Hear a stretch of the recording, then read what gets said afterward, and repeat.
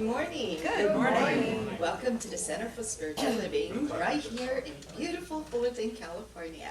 My name is Noel, and I'm a practitioner here at this beautiful spiritual center. So good to see everyone. Thank you all for joining us today in person and also online. So please join me in stating our purpose statement. We are a loving spiritual community, empowering all to live healthy and successful lives through practicing the principles of science of mind. I have a few announcements before we get started.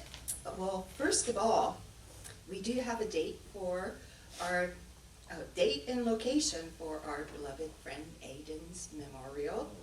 It'll be on Saturday, June 22nd at 1 p.m. at Center for Spiritual Living, Capistrano Valley. And Reverend Bill will be officiating the service along with Reverend Karen Allen. We would love everybody who can make it to that memorial to represent our center here. So please join us if you can.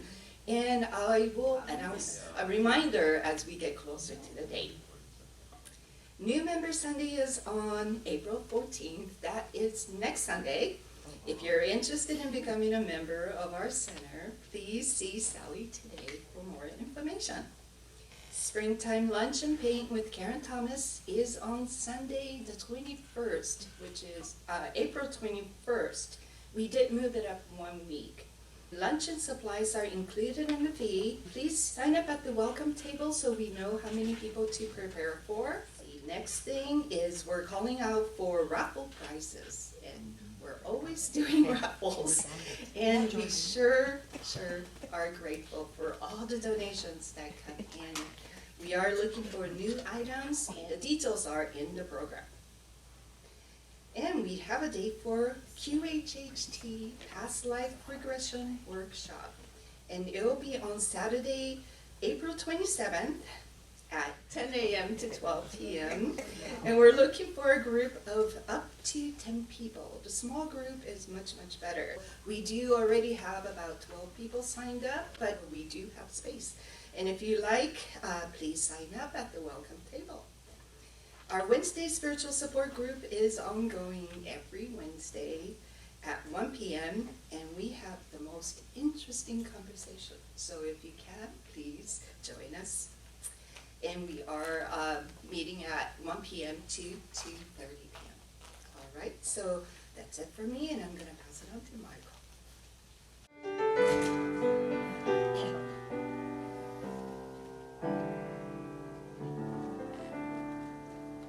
Need to be still and let God love me. I need to be still and let God love me. When this old world starts to push and shove me, I need to be still. Let God love me.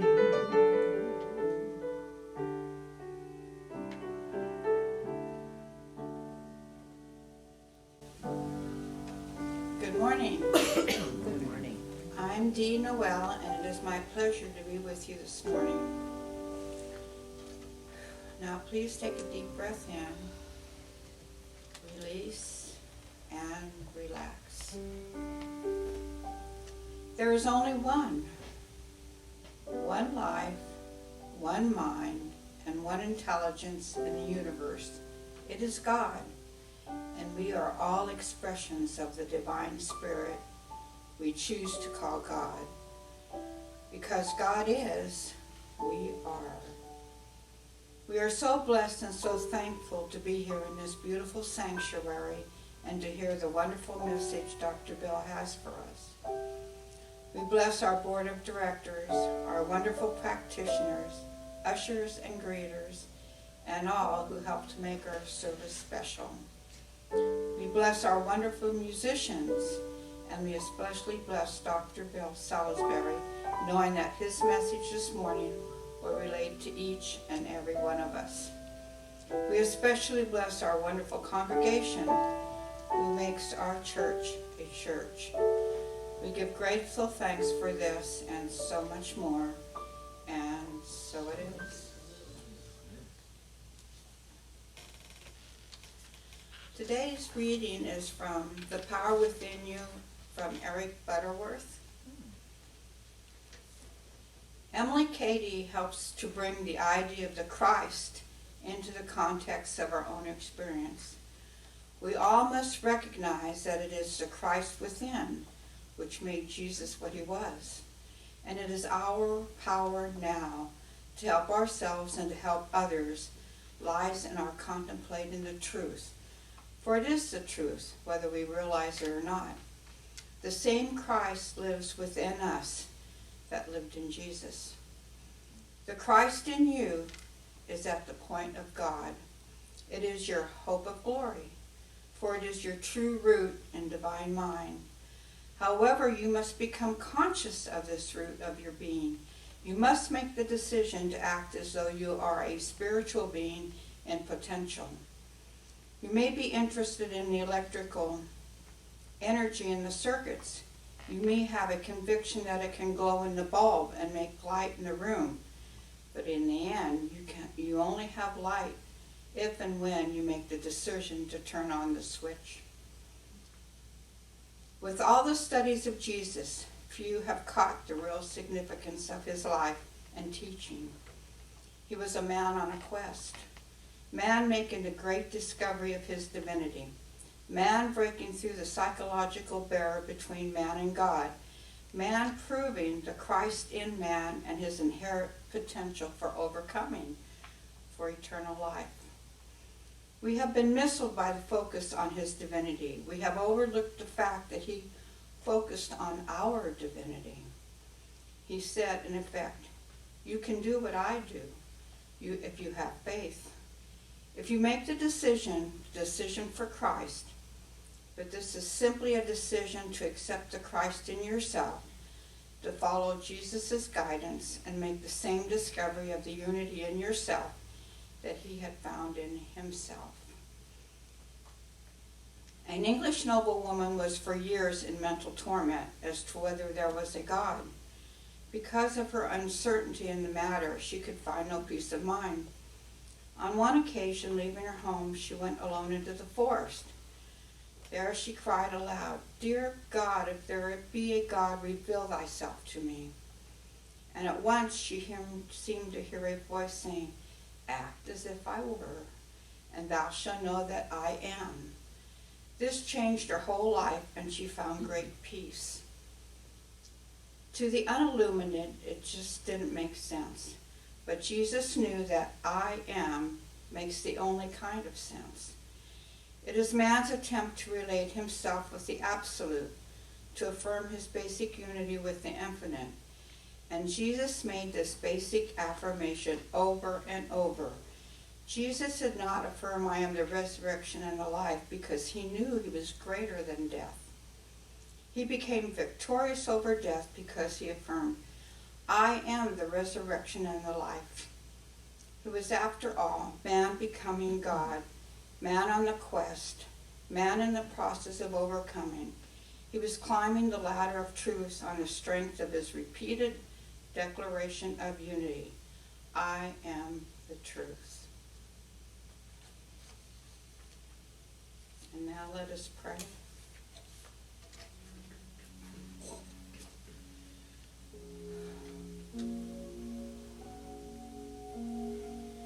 Between the finite inhale and exhale of my breath, there is perfect stillness.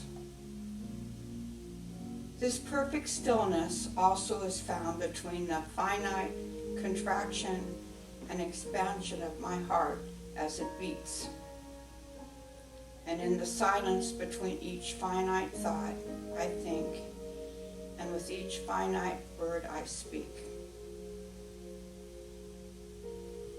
In this perfect stillness, the infinite expresses, and this infinite is God.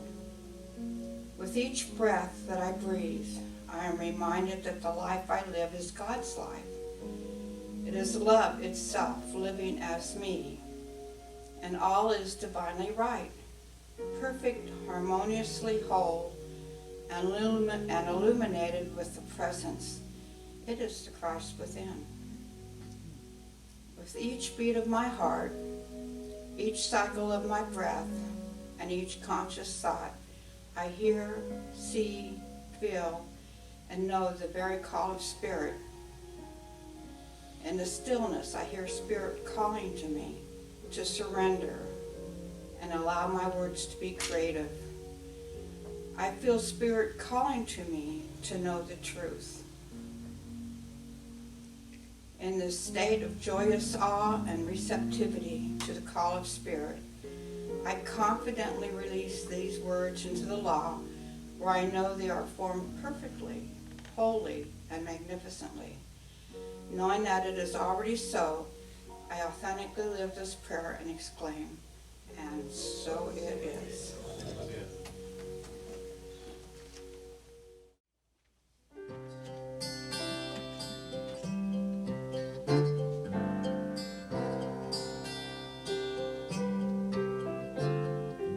The secret of life is enjoying the passage of time.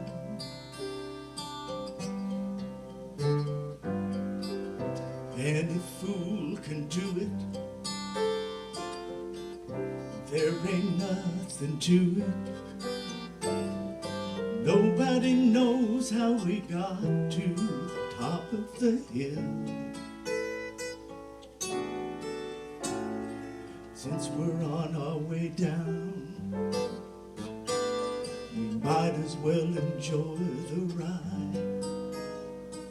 Secret of love is in opening up your heart. It's okay to feel afraid, but don't let that stand in your way. Everyone knows that love is the only road. Since we're only here for a while, might as well enjoy a smile. Give us a smile, isn't it lovely, right? I'm sliding down, gliding down. Try not to try too hard, it's just a lovely ride.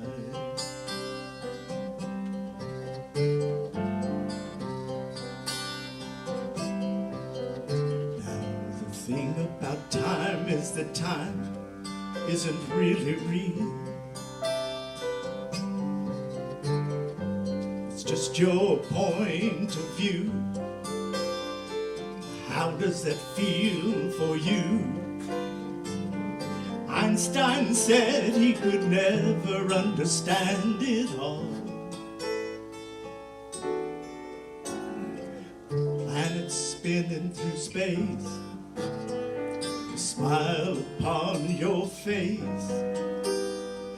Welcome to the human race. Isn't it lovely, right? Oh, sliding down, gliding down. Try not to try too hard, just a lovely ride. Isn't it lovely, right?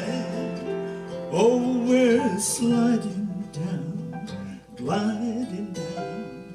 Try not to try too hard, just a lovely ride.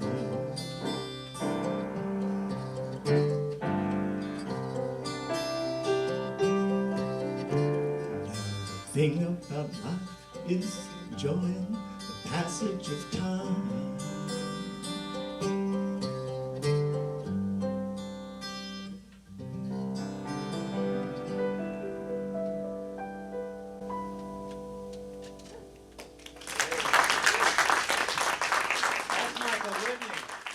So, good morning. Good morning. And welcome. I'm Reverend Bill Salisbury, and I'm absolutely delighted to be here, of course. And thank you for that start. You know, between Dee's invocation and reading and affirmative prayer and Michael and Tommy's song, don't expect anything from me, because everything I'm going to say is just going to kind of be a footnote to those things. It's a brand new month. Yes. We have a new theme, which has already been plenty touched upon. So our theme for this month is living in the mystery. And isn't that what we do? Just get through this with a smile. Wake up every day happy to be here, excited for what the day is going to bring. And knowing that everything we do is something that we were designed to do. And, yeah, so maybe we're going to talk a little bit about that one power and one presence that Dee was talking about earlier. And maybe we'll mention that even though this is a mystery, that's okay. It's a mystery we'll never solve. The greatest minds in the world are never going to see the entirety of everything that there is here available to us. I would suspect that the deepest, most profound thinker in the world, the most spiritual person that ever is going to be, realizes about 0.00001 of infinity, of the eternity, of immortality, of that which this thing we call God is all about. So, maybe we're going to talk about that. And maybe we're going to talk about how we are all made in the image and likeness of that God. And more about that later. But let's talk about the title of the talk. What do you mean maybe? Or I might say, what do you mean maybe? What do you mean maybe we're going to talk about spirit? We're going to talk about that consciousness that can talk about eternal and infinite things, things that we'll never understand, but can only sit and enjoy, can only receive, can only be receptive to, understanding that our place is to be doing what we're doing right here where we are. Not to be worried about why that is. Are we going to think about it? Sure, we're going to think about it. We're going to talk about it? Sure, we're going to talk about it. Well, what do you mean maybe? When I say that, what does maybe mean? Maybe means yes. It means of course. If I say to you, what do you mean maybe? What I'm saying is, what are you talking about? Of course we're going to do it. So typically, generally, don't we think that we have three possibilities in every scenario? There's yes, there's no, there's maybe. Problem with that is, there's no such thing as maybe. Yeah, I know some of you want to challenge me on that, but hear me out. Because in this instance, we saw that maybe meant of course, means yes, means let's do this, means that's what we're here for. On the other hand, it's used very often for us as a concept, of course, a concept, something we don't want to do or talk about right now, right? So, in that regard, I've got two choices, really, yes or no, because maybe is just a vision of me kicking it down the road, something I'm going to take care of later. Or, as we say, something I'm going to take care of in the future. Problem is, there's no such thing as the future.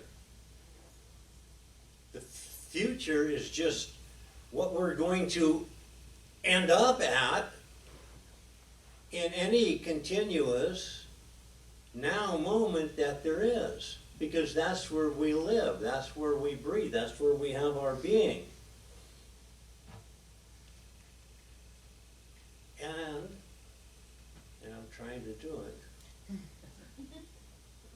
Not sure how I'm going to do this. Our founder, Ernest Holmes, in his home study course, said this, and I think it's worth repeating. He says, let us make plain exactly what we mean by in the beginning God. Of course, we do not mean that there ever was a time when God began to be, or when the creative cause first started to function. What we really mean is the beginning of any created thing. Any created thing. That's me. That's you. That's everything we're ever going to look upon. That's everything we're ever going to see. When we open our eyes, everything we see was created in the beginning. That might have been 2 minutes ago. That might have been 2 centuries ago. Might have been 2,000 years ago. But the fact is, every form that we gaze upon is simply a symbol for that divinity within. The daisy is just a form showing us the divinity that is within it. Could be a flower, could be a tree, could be a mountain, could be you or me. Every form we see contains that divinity because there is nothing else to contain. We always like to say, don't we, made in the image and likeness of God. Well, unfortunately, what that has led to is kind of tantamount to, I don't know, if I was sunflower. I'm pretty sure that if I had my understanding, our understanding, the conventional understanding of this race, and I thought I was made in the image and likeness of God, well, God would look a lot like a giant sunflower. You see what we've done? God doesn't look like anything. And that's living in the mystery. Well, tell me, what does God look like? Well, I don't know.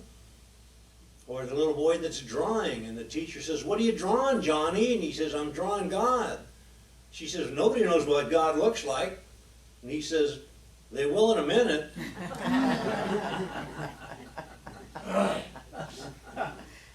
Because it's that divinity, it's that God, it's that spirit that's within that manifests in so many different dimensions, so many different things, so many different ways. You know, I don't know if they still have them. They used to sell those little packets of seed, you know, multi-variety seeds, all kinds of stuff. And you just sprinkle them out in the yard, in the garden, and who knew what was coming up? But so many things grew. Now it's true they were all flowers. They all had that in common. But none of them looked like the other. If there were 1,000 seeds in that packet, you'd have 1,000 of them that all looked like the symbol of God that they are. But none of them looked like each other. That's the way it's supposed to be. And for some reason, when we get lost in the mystery and we don't understand that, and we don't recognize diversity, and we don't realize that everything has to manifest in its own way, we kind of get bogged down in our own whatever, our own attitude, our own thought about what it should be. And I just promise you, whatever it is that we think this thing called God might be, it isn't. It's so much more. It's just so much more. It goes beyond everything. Alan Cohen, in his book, Kissing in Love, it doesn't mean that right now you got to turn to your neighbor and give him or her a big old smooch. It just means, can't we kiss something by just looking at it? By just thinking about it, by just feeling it, by sensing it, by knowing that it, whatever it is is simply another aspect of ourselves. Remember our founder, Ernest Holmes. There is one life. That life is God. And that life is my life now.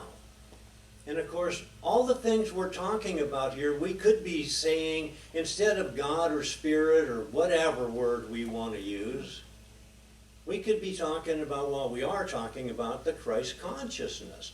That's that consciousness that allows us and enables us to be all that we can be, to do all that we can do, to all totally and completely be individualized representations of this divinity. Still at bottom, it's all just this one life.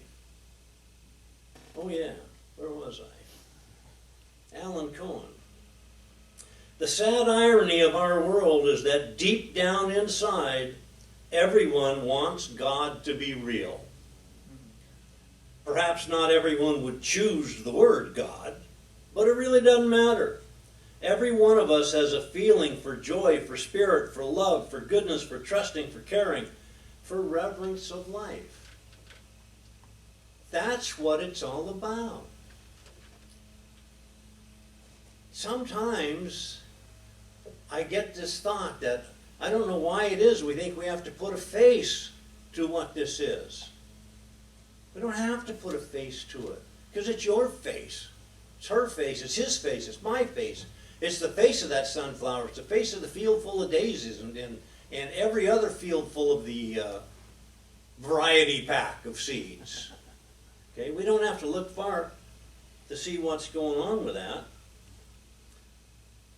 John Randolph Price, in his book, With Wings as Eagles, said this: you cannot say, and he's talking about the Christ consciousness here, you cannot say that you have not had the benefit of my presence, because I know that you have felt the feeling of love in your heart.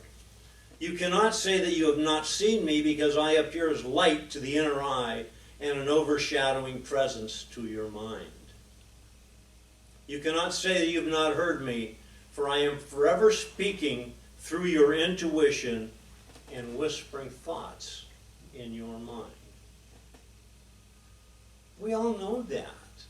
None of us would deny that. Oh, maybe, sometimes pinned down to say, well, give me a minute and an hour in a day that happened. We might not be able to do it. Sometimes we can.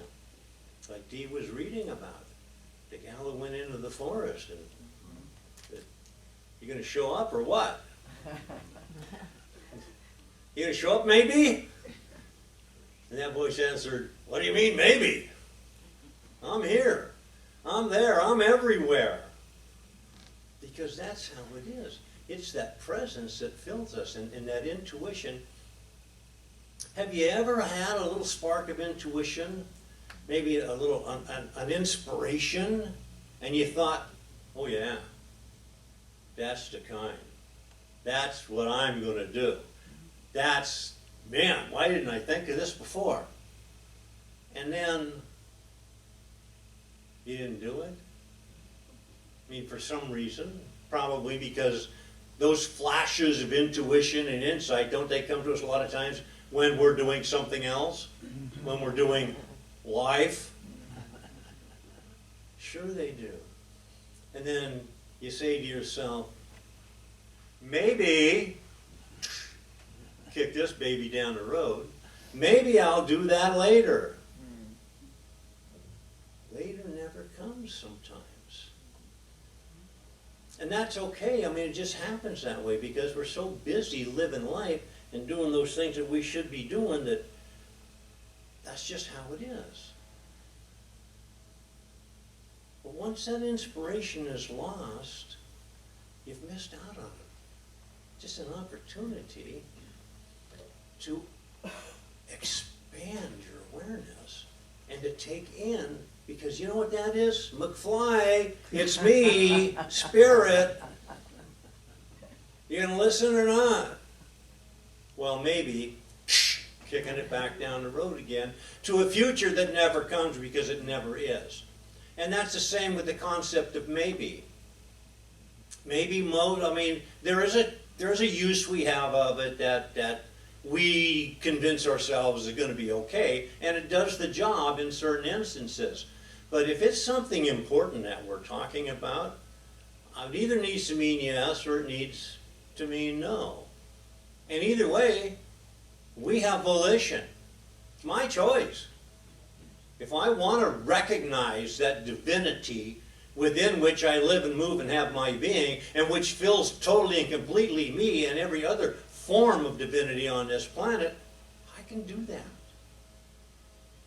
I can do it. I have choice.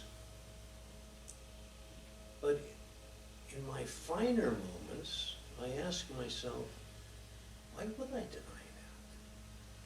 And sometimes when I'm headed down that slippery slope that leads into fill in your own version, I say, whoa, Nellie, pull up here. This isn't going to happen because I know I don't need to do this. I know that I am a divine creature of God, and anything I need or want or would enhance my life, I can do it, I can have it, I can be it at a moment's notice, just by recognizing that I'm not alone in this.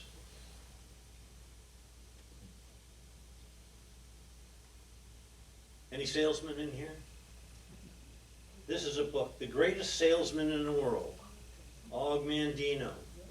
This is a book that has probably sold billions and trillions and gazillions of copies, and I dare say probably 90% of the aspiring salespeople who picked it up and read it set it down after finishing it, shook their head and walked away and said, well, that didn't help. I was looking for closes. I was looking for lines. I was looking for something to say. I was looking for the process to complete this sale. But what Og Mandino said is way, way, way, way more spiritual than a sales job or any other job or any profession could ever possibly hope to be. He said, never will I allow my soul to become complacent and satisfied. Rather, I will feed it with meditation and prayer. Never will I allow my heart to become small and bitter. Rather, I will share it, and it will grow and warm the earth. So what about those times that we say maybe, and we mean no?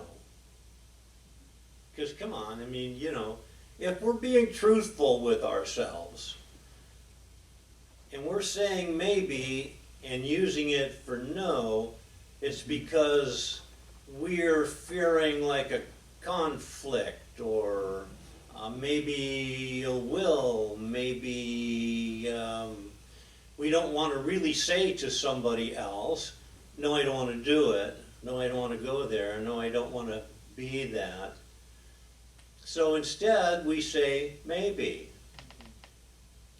And maybe, way in the back of our mind is this thought that, well, I might reconsider that later. I might. And it's true. I might. But the fact is, for right now, for this moment that we live in, I just said no. Because maybe just meant no in that case. So what do you mean maybe? What do you mean maybe? Do you mean yes or do you mean no? Just spit it out. We'll deal with this. But back to Og. I love that name, Og. Can you imagine here he's teaching somebody how to be the greatest salesman in the world. And he starts this way. I will live this day as if it was my last. And what then shall I do? Forgetting yesterday, neither will I think of tomorrow. It's too late for yesterday. Whatever it is we're lamenting about yesterday, it's history. Well, maybe I can fix that later. No, there's no later. If we're going to change something, when is the only minute in the entirety of the universe that we can change it? It's right now. And he says, why should I throw now after maybe? Because if we're concerned with maybe in the future, are we living in the right now? No, we're just kicking it down the road. Can tomorrow's sand flow through the glass before today's? Will the sun rise twice this morning? Can I form tomorrow's deeds while standing in today's path? No, we can't do any of those things. And when we say maybe, who, in this instant, who are we being untruthful to? Nobody but ourselves. So do we ever have to make tough decisions? Of course we do. But did you ever put that decision off and discover it tough? Just got tougher? It's like worry. Don't we worry about things? Talking about the future, because worry is about the future. Don't we worry about things?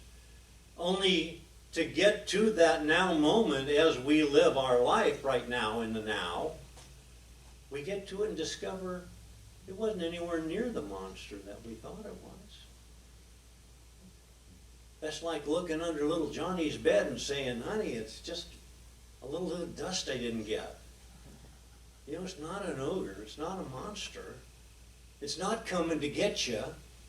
And guess what? Whatever's going to happen somewhere outside of this now moment, it isn't coming to get us either. It's just something that we have to deal with. And whatever it is, we have the power, we have the tools, we have that consciousness working within us that allows us to take this on and to come out the other end victorious. Wow. Aren't we always told about, God, and I love this one. Do you remember this phrase? The original sin. Yes. The original sin.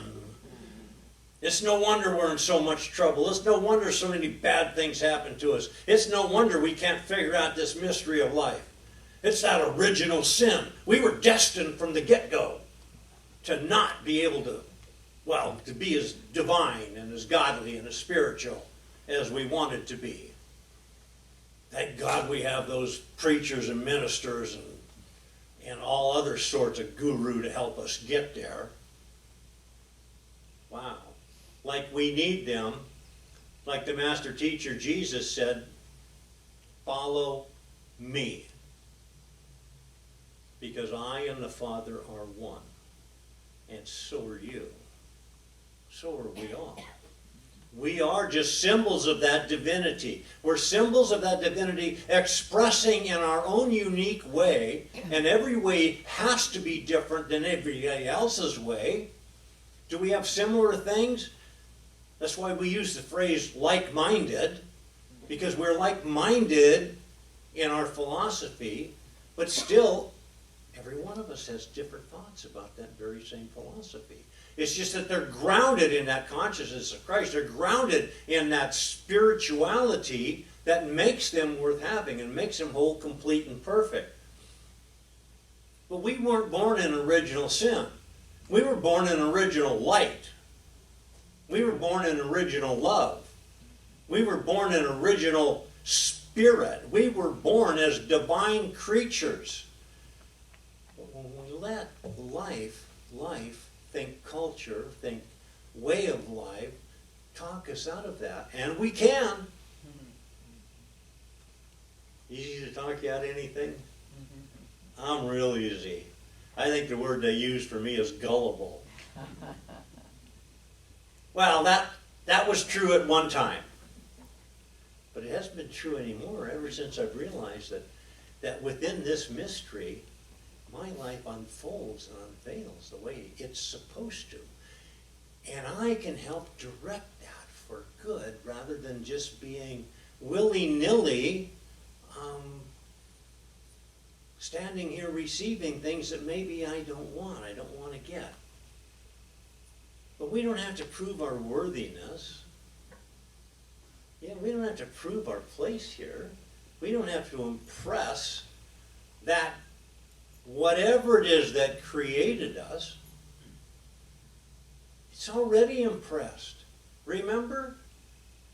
God looked out and he said, whoa, it's good. And that covers all of eternity. That covered me and you. And you know, I was just very young when Jesus was walking here, so I don't remember all of it. But I do remember thinking, wow, I wish I had that. And then he told me, you do have that. You got that in spades. Question I want to ask is, are you going to use it? And of course I replied, maybe. So you know what he replied. What do you mean maybe? Get out there and do it. But we're not bad. We're not any of that. Back to Alan Cohen. Another thing he said I thought was interesting is we have to have the nerve to believe that we are more than we think we are. Because why do we think what we are? We think what we are because we've been told that's what we are. And we've been told by people who don't have the power to determine what you and I are. We've been told by people who don't recognize their own divinity and the divinity of others. We have to be willing to celebrate our own self coming around the bend before we can actually see it. Now we're living in the mystery. What's life going to bring? I don't know. But I know it's good. And I know it's mine. And I know I deserve it. Why? Because I'm here. It's not an accident that I'm here. Not an accident at all. So I just want to close with this.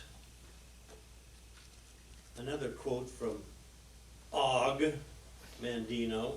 He says, why should the miracle which produced me end with my birth?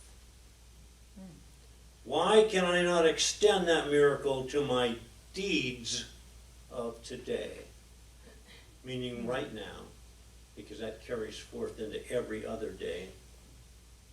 I am nature's greatest miracle. I am not on this earth by chance. I am here for a purpose, and that purpose is to grow into a mountain, not to shrink like a grain of sand. That's what we're here for. Sometimes we want to hide that. Sometimes we want to downplay that. Sometimes we want to believe those who tell us that we're not enough, that we're lacking in something. And generally those people too, don't they have the answer to the mystery? You gonna buy that? You know, I got some oceanfront property I want to sell you in West Texas. No. We are here on purpose. We are here by divine. And we belong here. But it only works for us when we understand that, when we accept the living in the mystery, and we drop this understanding of, what do you mean maybe? What I mean maybe is, we are all in this form in order to symbolize the divinity that created us and every other thing. And knowing that the life that beats within this form, that life principle that beats my heart and breathes my breath, is never leaving. It's going to leave this body one day, but it's never leaving the essence of who I am, because I am some part of that, just temporarily displaying, symbolizing that divinity in this fashion right now. And let's just take that into prayer. Let's just know that eternally and infinitely the life that is mine forever. It is expansive. I have condensed it into this little body, into this little form, but the fact is, when I think about it, when I meditate on it, when I get in touch with that divinity, I can expand it outwards to include all, to include everything, everybody, every instance, every concept. Because I have that power. I have the power of God coursing through my veins. I am made in the image and likeness. I'm made in the only substance there is, God's stuff. It's all I'm made of, and I'm powered by the only power that there is. That's the power of God. And when I realize that, it removes a small part of that mystery and lets me see what's possible, what's available to me, and what I should be doing in order to exercise my rights, my powers. And it's knowing that when I do this, when I exercise those rights and those powers, and when I use them for good, for me and for others and for this world, in all its multifarious fashions, designs, descriptions, different forms. When I do that, I am helping to unite back this oneness, this one life that is God and is mine now. And it's with grateful heart that I just say thank you for this. Thank you, God, for allowing me to be here to do this and for driving me and living in, as, and through me. And I just let this word go, knowing that that is the case, that that is so. There's no other way it can be. And I just release this word into that law, that spiritual law that knows only to say yes to my every request. I just let it go, I let it be. And together we say, and so it is. Let me just take a moment to say thank you. Thank you for being here. Thank you for your continued support, because it's the support of all of you and those online who support us from a distance that allows this center, this church, to remain viable. We bless these gifts, these tithes, these offerings, knowing they are given from the central core of who we are, which is God made manifest on this plane. We send them forth to do their good work in the world with no strings and no conditions. So it is.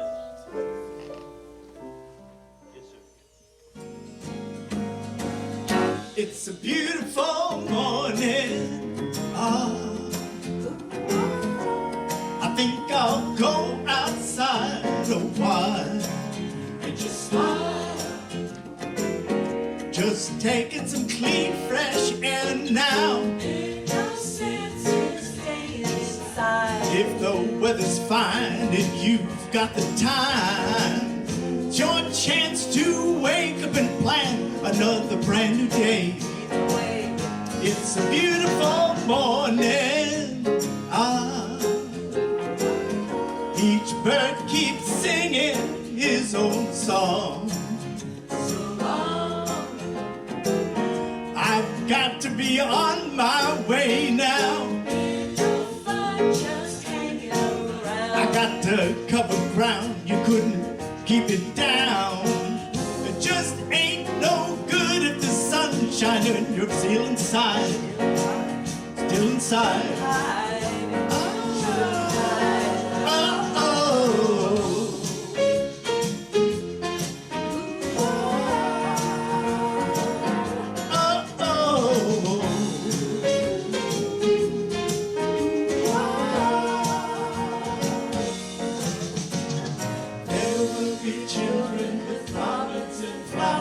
Sunshine caresses each new waking hours. Seems to me that people keep seeing more and more each day. Lead the way. It's okay. Wednesday, Thursday, it's okay. Monday, Wednesday, Friday, weekday.